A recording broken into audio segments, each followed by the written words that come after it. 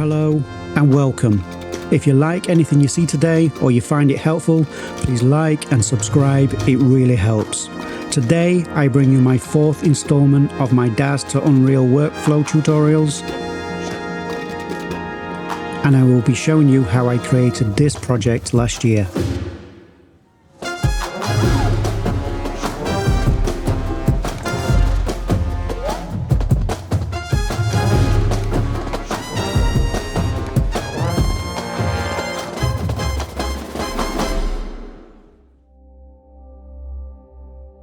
This is the character we're going to be using today. It is Mouse King for Genesis 8.1 males, available on the Daz 3D store. And this is what the character looks like in an iRay render. Clearly we won't get this sort of quality inside Unreal Engine, but that is fine. We start today inside DazStudio. I've loaded in the Mouse King character, and the only changes I have made so far is to the fur, and I can show you that here. If we scroll down, I have selected Preview PR Hairs. We turn that off. This is how the character comes in to DazStudio.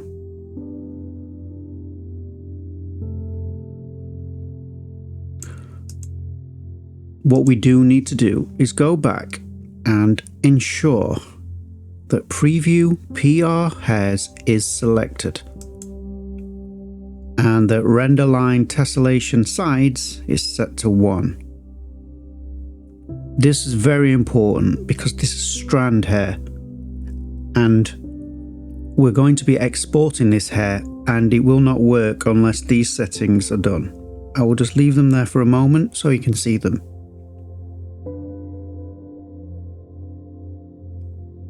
Right, great. We're ready to start the export process.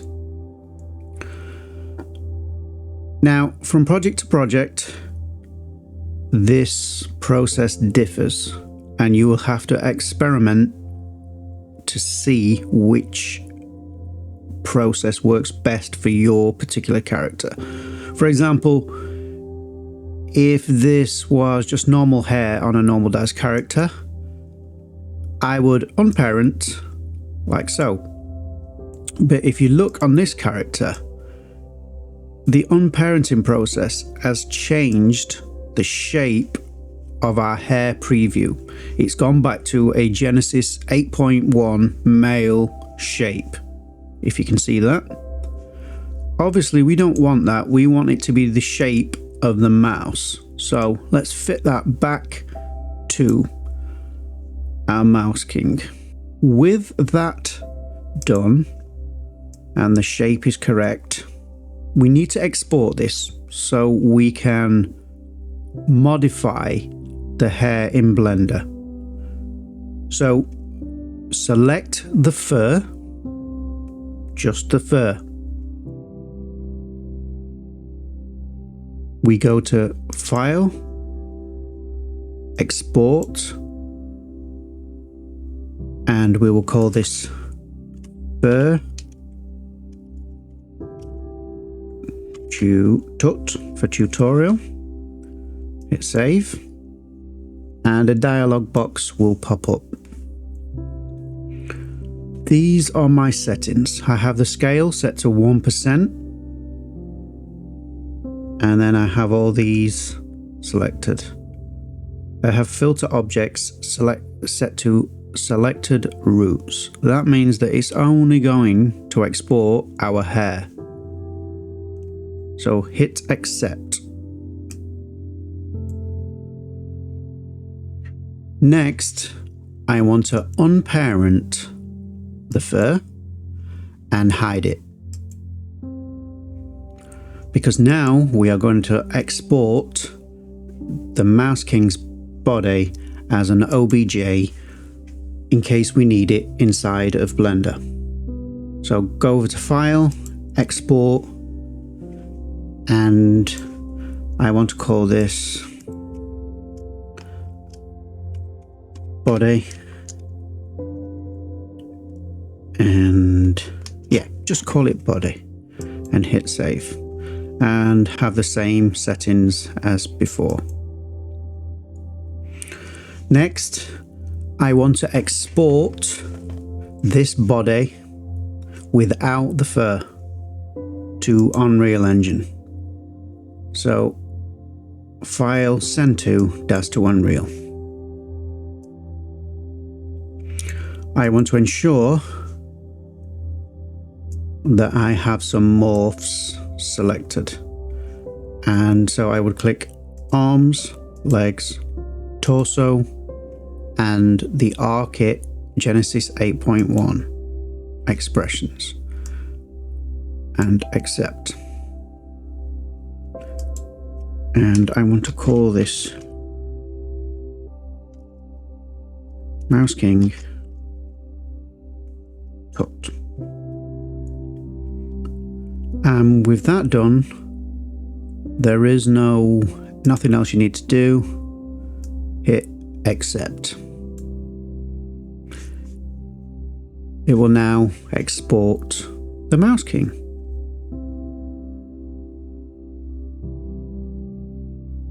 We can now close DazStudio. We no longer need it.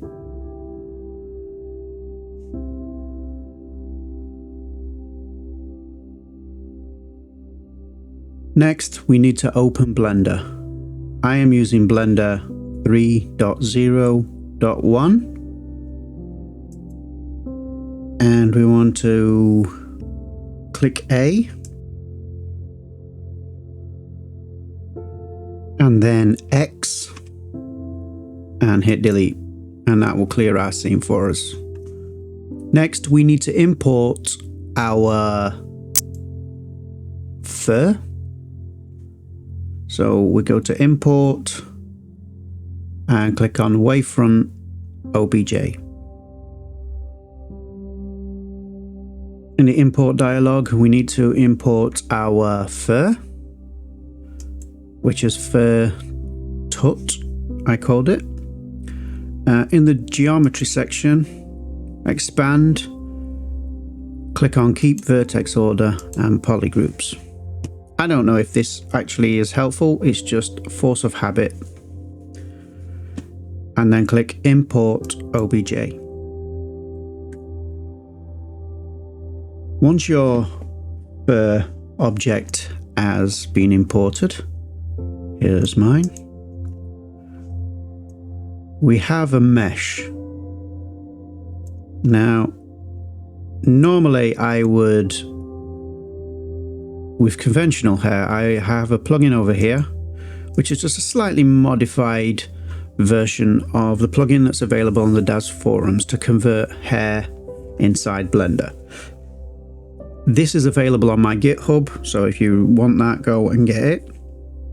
But I'm not going to be using that today because I know through tests that that's not going to work for us. It requires a hair cap and also hair. We do not have a hair cap. I've tried creating one out of the body of the Mouse King and it just didn't work.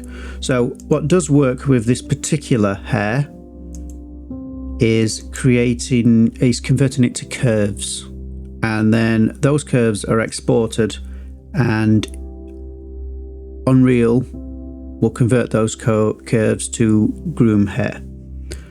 Now, again, I've experimented with this, and I would right click, sorry, forgive me, I would go to Object and I would go to Convert and Curve. But if I do that now with this particular character, it's going to take 3 or 4 hours to convert to curve. Really, my machine is not that great, but even so, 3 or 4 hours is ridiculous. So I have found a way around this. So what we're going to do is click on our fur, hit tab to go into edit mode, And you can see how dense this thing is. Look, let's just zoom in. Look at this. It's incredibly dense. There we go. But what I'm going to do is I need to break this down into sections, you know, like the head and different parts of the body and the legs and so on. But first, what I want to do is go back to object mode, hit on the materials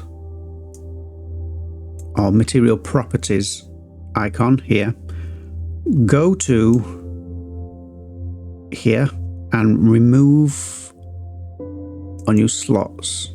And as you can see, it removes all the materials because they're not used, so it's just wasted. And then I go to here, and under vertex groups, I want to delete all groups. And now we have no vertex groups and no materials. Then I'm going to go back into edit mode by hitting tab. And now I'm going to break this down into parts. I hit C and that gives me this. The middle mouse button increases or decreases the radius. And what I'm going to do is just choose various parts, like for example, the head, and select that. Forgive me. Right, hit escape. Go up here to the X-ray mode. This will just mean that we get the hairs at the back of the head as well. So then once we're in X-ray mode, hit C again and select again. Just make sure we get all the head in there. Let me just increase that. There you go. Hit escape again to go out of that selection mode. And then we want to hit P and hit click selection. And now what that's done is created a separate mesh for the head. Now we need to repeat this process for the various parts of the body. So hit C and we'll choose this arm this time. There we go. And hit escape and then hit P. And then selection. And it's now separated our arm. Each time I want to hide those. It just avoids confusion. So hit C. And around there. Escape. P by selection. And that's the other arm removed. And then hide that. Now the body, I want to break the body down into multiple points because, into multiple meshes because it really is quite thick, so, or dense. So,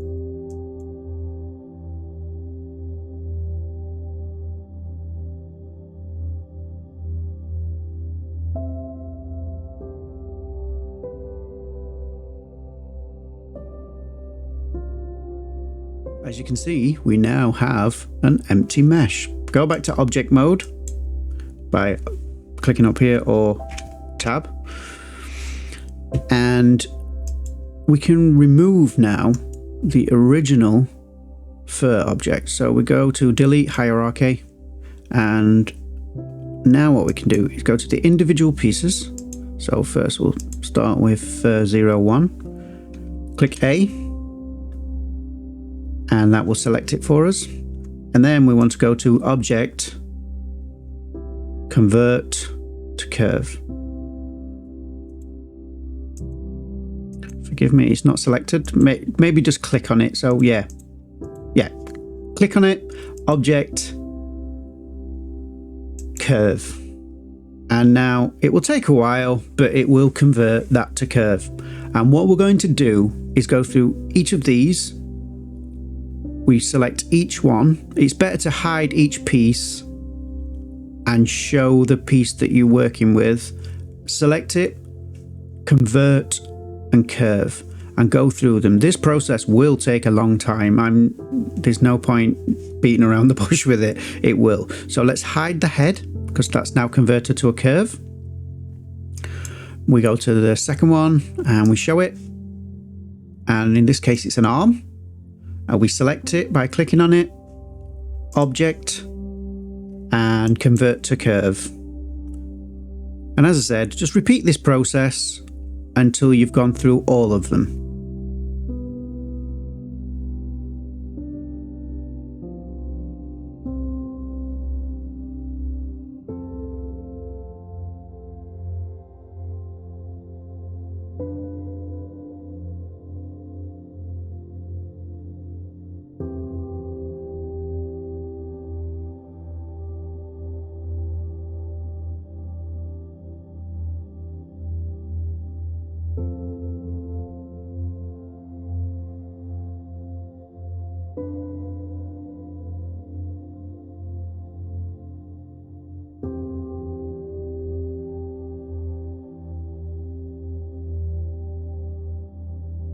And with that, we have now converted our fur to curves. Breaking it down in this way will save you hours. With such a complex mesh, even a powerful computer will take a long time. Anyway, with all these converted curves, let's now show them all. Now obviously we don't need this in parts, so what we're going to do now is hit A to select all, and then Control J to join, and it will join all of our curves into one curve again.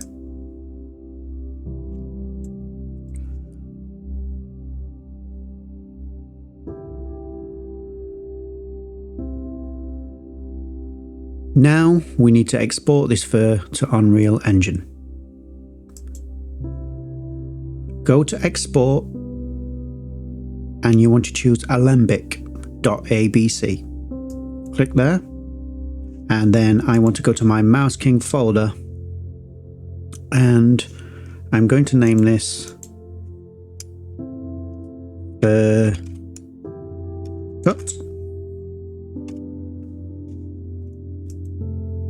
.abc. In scale, make that 100. Then in end frame, set to 1, and that is, go to selected objects, visible objects, and yep, that is it. So scale 100, end frame is 1, selected objects and visible objects. And then we just hit export. And that's it. We now need to go to UnrealEngine. So you can close Blender. Remember to save this file in case you need it later.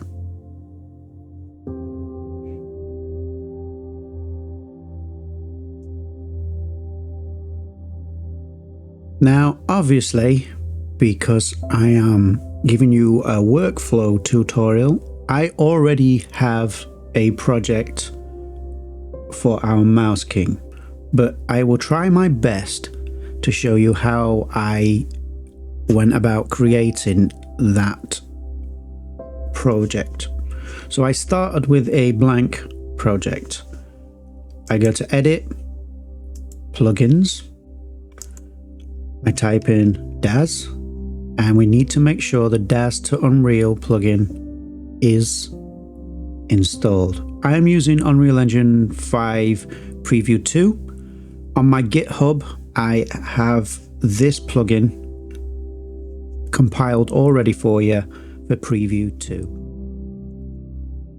Next, we need to type Groom, and we need to ensure that Groom and Alembic Groom Importer are enabled.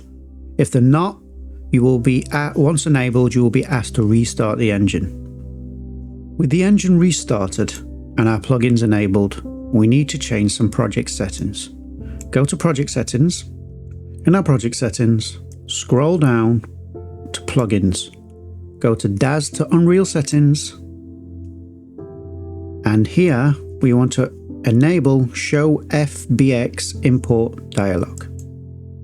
We need to enable support skin cache. So support compute skin cache. Check that. Then we need to go to default skin cache. Here is default skin cache behavior. I have it set to inclusive. If for some reason your fur does not move with your character when we create it later on, set this to exclusive.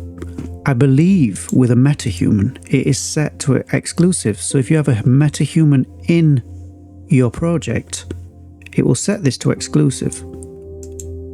But for now we need it as inclusive. So play around with those settings later on if for some reason your fur doesn't move with your character.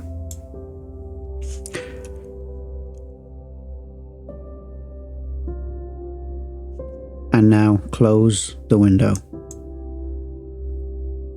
Now we need to import our Daz character. As you can see, I already have this because obviously I created this project a long time ago.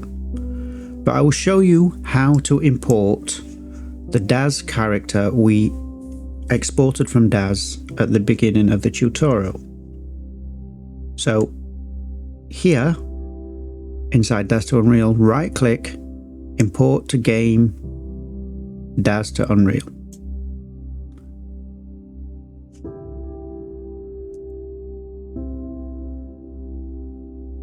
Find the location where you exported your character to from Daz. In my case, it's in this folder here. Choose the DTU file and hit open. This will now import your Daz character.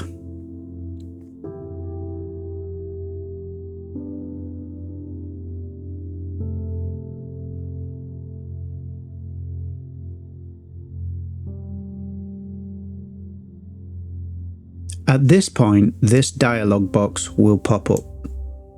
Now normally, the DaztoUnreal plugin will choose the Genesis 8 skeleton for your Genesis 8 character.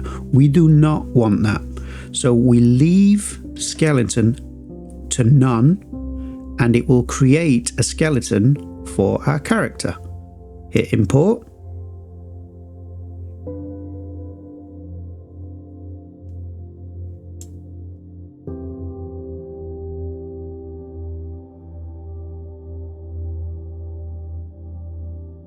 And there we have it. We do have this message log with warnings. It's fine. Just ignore them for now. So here is our imported character. It doesn't look that bad. But it obviously doesn't look as good as it would in an array render, but I'm pretty pleased with that. Next, we need to import our fur. So I create a folder and we name it hair or fur. And we click into that folder and we import. And now we go and get the Alembic file that we exported from Blender. And we called it fur.tut.abc. Hit open. Then hopefully if you've converted it to curves correctly, this dialog box then appears. For rotation, type 90 in the X axis. In the Y axis of scale, -1, and then we hit import. Click on your fur to see if it is imported correctly. In this case, it looks a little bit strange and it's facing the wrong direction.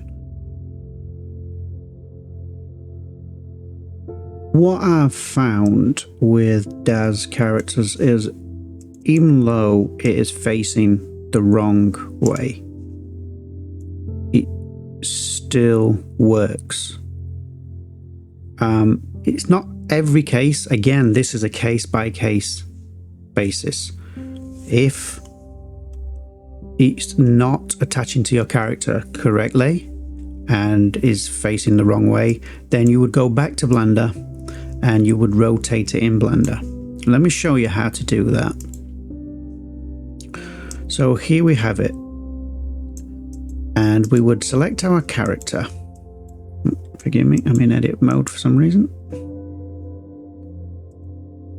And you would rotate on the Z axis by doing R, Z, and then -90, and it will rotate your character. Then you would go to Object, Apply, and click on Rotation. And this will apply a rotation to your character. Then you would export back out to an Alembic file in the same manner as we did before. Go back to UnrealEngine and right click on the Groom asset and re-import with new file, and you would choose a new file and it would re-import. We don't need to do that in this case because I know through experimentation that this particular fur needs to be pointed this way. I cannot explain it to you. I don't know why that is the case. It just does. Also, if you look on import, we haven't got a great Groom here. It took me many hours to do the Mouse King hair. In Blender, I would, when it was in its mesh form, I would delete certain parts of the mesh in order for this not to happen. And it took a long time. So experiment inside Blender. Delete parts of the mesh before you convert it to a curve until you get something cleaner inside UnrealEngine. That's all I can say for you, and that applies to a lot of Daz hair. A lot of it is just experimentation and things going wrong. There is no solid 100% method that I've come across. Right, let's move on. Create a binding for your hair by right clicking on the asset, create binding, and choose your skeletal mesh. In our case it is Mouse King Tut, and create, and then just hit save. That's all you need to do. We may need that binding later, so that is why I'm creating it. Go back to our main Mouse King folder, and in here I now want to create a blueprint. So right click, create blueprint class, click on actor because that's what we're going to be using, and Mouse King Tut BP. Quite a long name. I'm sure you could shorten it or name it whatever you want. Open that blueprint up, and in that blueprint we want to, let me just see if I can pull this to one side a moment. We want to drag our Mouse King skeletal mesh onto default scene. And there we have it. Hit compile, and now we have a character blueprint. Next, I want to import the Groom hair. So with Mouse King skeletal mesh selected, in fact, while we're here, I would normally rename this body. Oops, forgive me. Body. This is just something that I personally do. Hit compile, and we're going to add the Groom. So hit the add button, Groom, and select Groom. Name this Fur. Okay. Right. Hit compile again, and we want to go over to the details panel, go down to Groom asset, and we need to choose our Groom, which was Tut. So let me see, search that, Fur Tut. There it is. And now it will place that onto our character. The binding asset will possibly not work here. So let's try. No, it's not loading here, which is fine. It's fine at the moment. Right. At this point, your character, as you can see, although it looks a little strange because the fur's not great, is pretty much done. And you can choose hair here. What I found is import a metahuman, and that comes with hair shaders, and then it just makes this process a lot easier. You can edit the hair shader. I'm not fantastic at hair shaders. I need to be completely clear with you. I just kind of wing it. And so, yeah, I for this project, I think I imported a metahuman, and then I had hair. Yeah, see, there's various types of hair here, like hair one. There you go. This particular one, let the shaders compile. For some reason, that one's purple. But you could always click here and, oh, hair dye is enabled, you see? So you could always, there we go. And you can color your hair from in there. I mean, you may want a purple character. I mean, I've never seen a purple mouse, but you could do that. Right, so there we go. We've created the basic Mouse King character. I want to go back to my original Mouse King character now, because it took a long time to do this. It's the same as what we just imported. At least the body is, look. So I did this months ago, so I'm trying to remember everything I did. In the hair folder, I have all these different versions of fur, and I just found the best one. See, I edited this inside Blender to thin it out. I also believe if we go, no, sometimes I will do curve decimation here, and that will lower the amount of curves that are available, and it will thin out the hair basically. And so, yeah, I must have run into the same problem before, where it looked strange around the legs and it was all too thick, because what I seem to have done is completely thinned it out. There you go, we can see through it. But that is all we need with this Mouse King character. Let's just see what these other furs are. Oh, look, yeah, there's one with the fur on the tail, which I didn't like, and I just forgot to remove it at the time. What's fur 6? Yep, another variation. So yeah, our Mouse King does come with materials, and look, it's flat looking fur. So if you put a thin coat of Groom hair over him, then that's going to be enough for our purposes. Right, with this character, I'll open up the character blueprint. In my character blueprint, I have 3 of our Mouse King. So I haven't named it body here for some reason. I'm sure at the time there was a reason for naming it this. Then it is made up of, with the looks of it, multiple fur. Oh, Okay, fair enough. So it's made up of multiple thin fur. Oh, there's that groom, and that groom. So all the files that I just went all the groom assets I just went through, I've combined them by simply just adding 3 groom assets and then choosing them over here. Then we have this mouse hair, and I believe they're all the same. They may be slightly different colors, that's why I may have done it. So just slightly adjust the colors of the hair, and so you get a variation in hair. And then what I've done, if we scroll down here, is I've just simply copied this by selecting that and all of those, and then copied, Control C, and then pasted, and it creates a new character.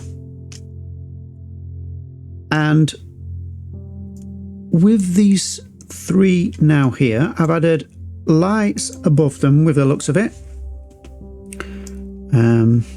There's normal rec lights, and if you look, they are shining onto the top of their heads, and it just gives a silhouette when you're looking from the front. Look, so it's a headlight basically. Look, head and shoulders. And then if we go over to construction, yeah, so in construction I have a set master pose component. So right click, set master pose component, and then what I've done is each of these 3, the main body of them, I've dragged that in, and then I have attached that to target here. Oh, sorry, there are only 2. So we've got, this is our main character. I wish I'd have named these properly when I did it.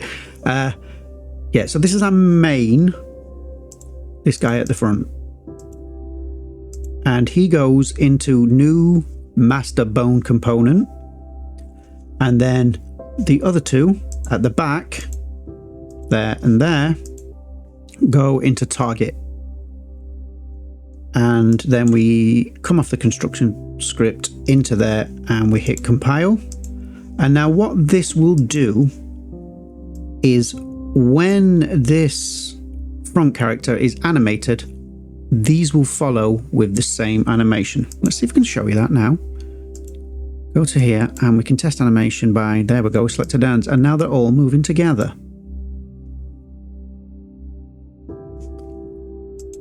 If we were to disconnect one of them, let's see. In fact, yeah, let's just disconnect one of them to emphasize my point. And now only 2 of them are moving, look. This one stays still. So without this master pose component, they won't move. So there we go. You can use this for clothing and all sorts of things. I'm going to be showing you that in tutorials moving forward. But for today, that's all you need to do. If you need multiple characters, all based upon this one, like multiple instances, that's how you would do it. And there we have it. We have our dancing Mouse King. Before we move on to the set design, there is something I forgot. Of course there is, and it's quite a complicated thing. So here is our skeletal mesh. And if you notice, there is a post process running. So if you were to scroll down in the asset details in skeletal mesh, there is a post process animation blueprint. I want to show you how I created that. So let's close that for a moment. On your content drawer, go to settings and ensure that show plugin content is selected. Then from the list over here, type Daz and scroll down until you see this Daz under plugins DaztoUnreal content folder. And in here you have a Genesis 8 JCM post process. We are using a Genesis 8 character, so we need this. So I would select it, and then I would drag it into our Mouse King character folder. Copy here. Okay, now I already have one here, but we will rename it to Mouse King Tut EP for post process. I would then open that up, and at the moment there's no character here because I don't have a Genesis 8 character in. So click on class settings, and on target skeleton, let's find our Mouse King. There he is, Mouse King version 2. That is the name of the skeleton that I am using. And hit compile and save. Then close that, reopen it, and now you can see there's a preview mesh. Just to make sure, click on the preview scene settings, and in mesh, make sure that Mouse King is selected and apply asset, and that's it. You now have a post process. And now what you would do is go to your skeletal mesh and go down here to post process animation blueprint, and you would select that here. I do have crashes quite often when I'm doing this, so my suggestion to you if you are having crashes is to disable and then hit clear so it's empty. It's about to crash again. There you go. And we go to here and we clear, and it should clear our post process. There we go. And now we can close that and then reopen it and go to post process animation blueprint again, and this time we would choose our tutorial one here, and it will automatically enable it. We don't want to do that. I already have a post process and it's part of what I want to show you next. Next, we want to edit our post process. I'm going to show you why. Let's go around to his tail, and we're going to preview this animation by clicking up here. You can preview an animation if you've already got animations imported. And his tail moves, look. You see how it's like moving? It's like kind of got physics on it. Well, this is what I want to show you. So I have this set up. Let's hit edit here to open our post process, because that is where I'm doing that. And this is your standard post process that comes with the Daz plugin created by David, and there's all these Daz morph drivers. But after those, normally, let me just disconnect some of these so you can see how it would normally come. Let me just move those out of the way. So normally, that's it. This is how the Genesis 8 post process blueprint comes. It just comes out there and goes to your output pose there. What I have done is I've interrupted that flow and gone into these two nodes here. Okay, so what I have here is a plugin. Now, I can barely speak English, so I struggle with this word, but it's Kawaii. The plugin is called Kawaii Physics. And you can get this for Unreal Engine Preview 2 from my GitHub. If you need it for any other engine version, you're going to have to compile it from source. And to enable this, we would go to plugins, type in Kawaii, and enable it. Although my name's here, I didn't design this plugin. It's not my plugin. All I've done is make it compile and work under Unreal Engine 5. Now I have made quite a lot of changes in order for that to happen, but still it is not my work and I will not take credit for it. So once that plugin's installed, inside a post-process blueprint you can right click, type Kawaii and Kawaii Physics, and it will give you this node here. So I've already done it, and on this first node what I have done is just create the node. I've gone to modify target, gone to the select a root bone, because what this will do is, let's go back to our mouse king and our skeleton and search for tail. And this is made up of 9 tail bones, look, all the way along. So if you were to set up Kawaii Physics, from now on we're going to call it fake physics because I just feel more comfortable saying that. So if we set up fake physics on tail 1, every bone along here to 9 will be affected by the plugin. So tail 1 will be our root bone, and then that will make this tail move like this. You see? So it's a fantastic thing. I have no idea why this isn't more popular. It really is a fantastic plugin. So yeah, so on this first node I've set the root bone to hip. Now what this is doing, let's see if we can show you, is if you look at the character as I go from frame to frame, when it stops there's a kind of a jiggle to all the character. Look, do you see that? Just each frame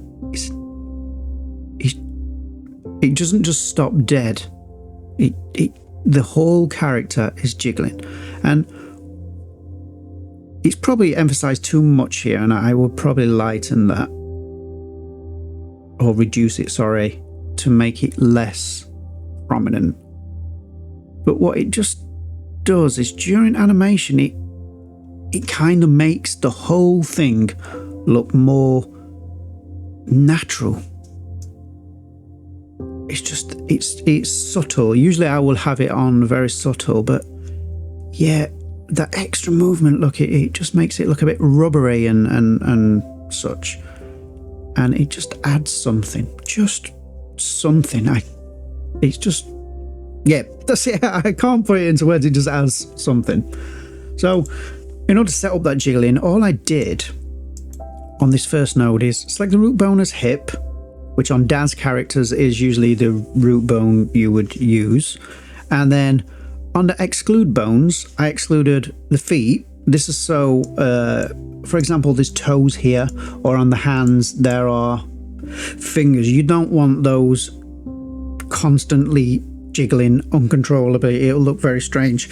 So I have, in excluded bones, I have both of the feet, the head, so the head isn't wobbling all over the place, the hands, as I just said, so everything below the hands, that means the fingers are not moving, and then the tail, I've excluded the tail on this first node because I want to control that in a second node. We'll get to that in a minute. And that's it. That's all I did. And then I hit compile. I've made no other changes to that node at all. So the second node is where I make the tail move, and you can look, when you click on the node, it shows you these controls here, look, of all the bones that are going to be affected. Again, I only use this in a real basic way. I've seen a couple of tutorials and seen some documentation where they do absolutely fantastic things with it. Go and look up the plugin itself. But for this, I set the root bone to tail, and then I've excluded no bones. So the root bone will be here, and then there's no need to exclude anything because it's going in this direction. It will not go back beyond tail up into the body or anything. So with that root bone set like that, that's it. The tail's done, really. And then what I've done is scrolled down to our physics settings, and here in physics settings I've selected expose as pin, and what that has done is create this physics settings pin here, which I then drag off like so, and then you choose make Kawaii physics settings, and it will create this node. And then from here you can fine tune the physics settings for your particular. Try this with all your characters, just the way you might need things jiggling. So for example, I've got a Daz tutorial coming up where certain parts of the female body need to jiggle, and I would use this to quickly do it. I could simply choose the pec bones and it will jiggle when it animates. It's that quick. You can do it in seconds in your post process. With that and our jiggly tail, it's time to move on.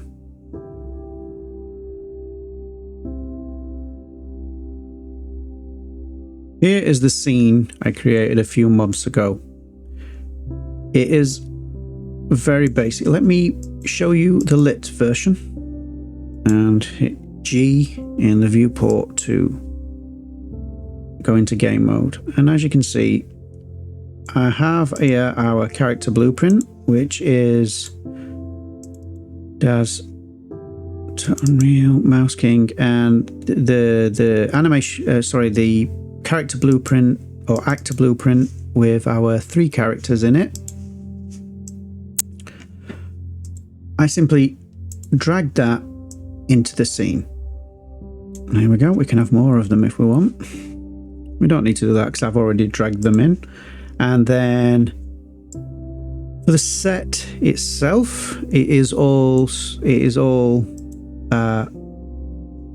props from Quixel Bridge. Obviously, I have a barrel that I brought in from there, concrete blocks, a light, some rubble here, another barrel there.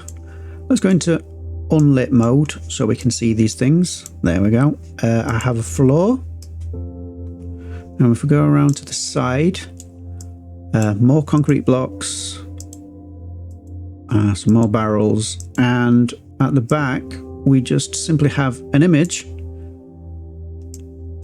which I downloaded from pexels.com. If you've never been to pexels.com, go and check that out. This is just a plane. It's just a simple plane, and with a material on it.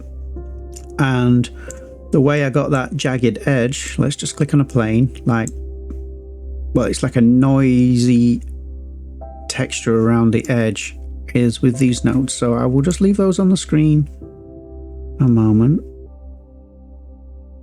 So there seems to be a radial gradient exponential, a noise texture, and then that is multiplied and subtracted, then multiplied again, and that goes into opacity. And then if we zoom out, you can see I've got all these hanging particles and some steam. So all they came with the starter content. The steam is here. There we go. Again, that came with starter content, so you have that too. And then we had the hanging particles, which again came with Unreal Engine. Can't actually find them. Oh, sorry, there we are, dust. There we go.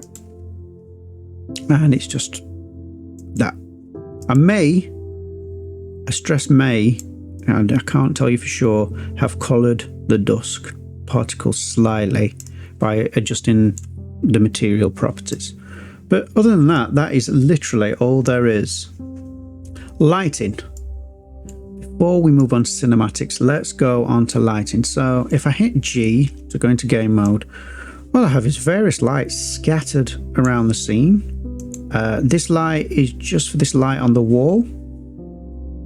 and it's just a rect light pointing at the wall, and then I've adjusted the various settings so it just looks like it's the light. From certain angles it just looks like the light is what's creating this particular light.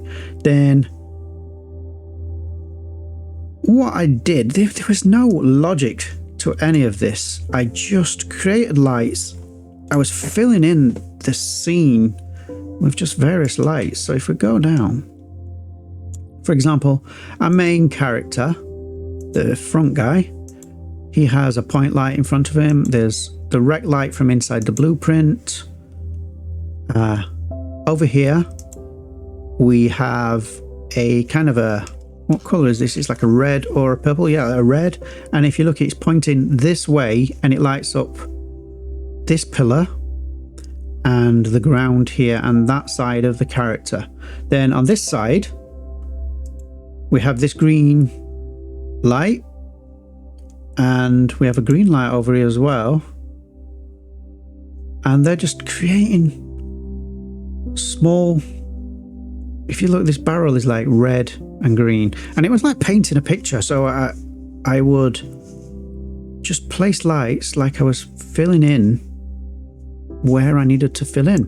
And I did that because if we go to the back two characters, I have a green light here, which is lighting up this character. If I turn that light off, that's what the character looks like without it. So I lit that one up green, and then on this side, obviously, it's purple. And if you look, I've just got it slightly off to one side on each character. So the purple light's there, and it's shining on this side of the character, and the green light's there, and it's shining here. I think that is it for this. And then if you kind of look at the scene where the camera is looking from, because we've got this green character at the back and a purple character here, what I did is I kind of switched it around. So here at the front, it's more green at this side and more purple at this side, and so it kind of looks like the light is coming in this direction to here, and the green light is going to here. Again, there was no science to it. I was just doing what looked good to my eyes. I didn't mention the ground texture. It's just a quixel dirt texture. There's no displacement on it because this is Unreal Engine 5 and I'm not using virtual textures or virtual height maps or anything. I made this in a day. I was just rushing. We do have some plants here, some shrubs. Again, they're just from Bridge and I just put them in. What I did originally is I lined up the camera like this. I had a main camera. I can't show you because for some reason it's not here at the moment. And then I just created the rest of the scene around that. So if we look in the back, we just get these like kind of shadows of the barrel, and the concrete blocks are right at the back were to cover up the bottom of this backdrop. And then these barrels here were just to add depth to the scene. So I was trying to create depth. I'm not an expert at these things. I just do what looks good to my eye. And in this case, when I was trying to create depth, things like the chain here, so it kind of gives you depths back to your character, and then the backdrop. So if we look from the side once more, do you see by placing things where I did, it just creates a bit of depth. Next we need to move on to cinematics. For cinematics, let me go to my content folder. I have a cinematics folder, and this entire project only has one scene, and here it is. It's because I made it in a day. I wouldn't normally have everything in one sequencer. It's just that it served the purpose on the day. And so if we hit here to show our actual cinematic sequence, this is what we have. Now obviously it's got the cameras. So if we go to it, there is a camera rig rail in there, but I'm not entirely sure that I'm actually using that. a face cam, a floor cam, a rail cam. I think these were brought over from another project, and that's why they're named strangely. If we go through bit by bit and let's see what's happening. So it starts with the face cam, which is, I suppose that means face on. And then I adjust the translation and focal length, my focal distance, and look, I will keyframe the transform like so, and it just creates camera movement basically. And again, there's no science to what I'm doing there. I'll just move the camera in a way that looks pleasing to my eyes. Let me just click off that. Yeah, I'll just move the camera in a way that's pleasing to my eyes, and I will keyframe that. And then when I've done it with all the cameras, here we have camera cuts, so it's switching between cameras, and each camera is doing its own movement. And that is literally all the cameras are. I will be doing a tutorial on that, but I need to get it right because, as I said, it's not something that I sit and think about. I just tend to do it, and so putting that in tutorial form is getting a bit tricky for me. And there are plenty of tutorials out there that can teach you how to use the sequencer and create cinematic shots. What we have as well is our GG Mouse 2B blueprint. That's just basically our 3 mice, and I have dragged that into our sequencer. And inside that, again, I would normally have this named body, but what I did is create a track for our GG with dress version 2. Normally that would be called body, but I didn't do it in this project. I still don't know why.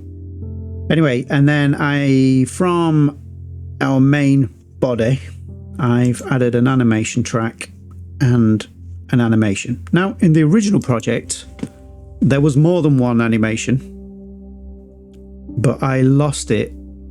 I lost quite a lot of the project files. I managed to rescue this one and put a tutorial together, but I only had one of the animations remaining. So this is literally just one animation the whole way through. Let me go to, and there you go. That's all this is. I am going to go further into animation now before I finish the tutorial, because I know it's something that will crop up. So let's delete our animation. Now, what I've done in the meantime is I have imported more animations using IK retargeting. If you know how to, if you don't know how to do the IK retargeting in the new Unreal Engine, please go back to my previous tutorials and I'll show you. These animations are not free. They are from Morrow Motion in the Epic Marketplace, and we have various dancing animations. I think this cost me around £50, and there we go. There's just various animations, dancing animations, but it was well worth the money. Right, so what we're going to do is create a animation track. We go to animation and we will start by just choosing one animation. That's number 1. And so if we click play, they should start dancing, which is what we had before. And I want to go to the end and click on animation again, and this time choose a different one, number 2, and which is this. And what I want to do is just drag it back slightly until they blend together. Let me just move out of the way. I don't know if you'll be able to see this on YouTube, but you will be able to see it yourself. There's like a cross, and that is, it's just blending. So now we start with one animation and it will blend. Let me just set one camera up for now. Let's hit the face cam. so you can see this. So we start off with animation 1, and then it just blends into animation 2. I love Unreal Engine for this. Most of the time it just blends. I am not an animator, so this is a lifesaver for me. Right, let's add another animation. Go to the end, make sure we're clear of this, and hit animation, and we'll choose number 3. And then again, drag this over, and then it should blend again. There we go. That one isn't perfect. I probably wouldn't use that one. But what we can do, I did like that second part there. So maybe if we start, let's scroll through this one. And let's play. Yep, I want to go there. So what we can do is go to near where that starts in the animation, and then go to the beginning of the animation and drag like this. And now the animation will start there. And so we can then drag this back and see how that blends in. It's not perfect, and what I would probably do is change the animation to so it blends better. But you get the point. So in fact, we can change that animation at any time. We right click on it, go to properties, and then we just choose another animation from here. Remember that we have edited this one though, made it shorter, so that is something to consider. So then I've changed the animation, and it's now this one, which is a lot better. I really like that one. And then so on and so on until you get to the end of your shot, and eventually you will have this.